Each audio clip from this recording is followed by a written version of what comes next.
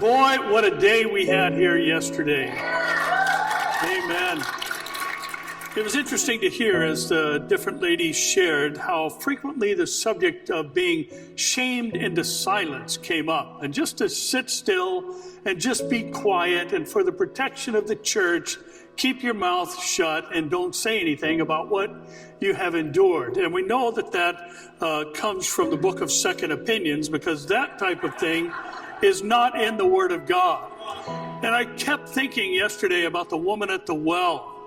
And there were comments made online and social media. And whenever you do an event like this, you experience two things on the internet. You get feedback and you get blowback. And both of those things are already happening. And a comment was made about how many churches didn't want to touch this with a 10-foot pole because of the subject matter. Well, listen, there are a lot of accusations about the church today about being a good old boy club. And listen, I don't want to be a part of a good old boy club. The fact of the matter is, Jesus thought a woman who had had 5 husbands was worth going out of his way to communicate with and meet her at the well. Jesus thought a woman whom he had cast out 7 demons was someone worth investing in.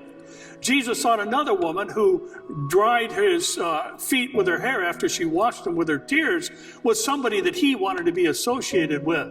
Now remember, with the woman at the well, in that day, only a man could initiate a divorce. And this woman had gone through horrific things. And the interesting thing about her comment was when she went back into the city after having met Jesus and been offered living water so she'll never thirst again, she went back into town and said to the men of the town, "Come and meet a man who told me everything I ever did." Well, listen, the conversation wasn't long enough for him to tell her everything she ever did. But I'll tell you what he did do. He told her about everything she thought of, everything that was consuming her.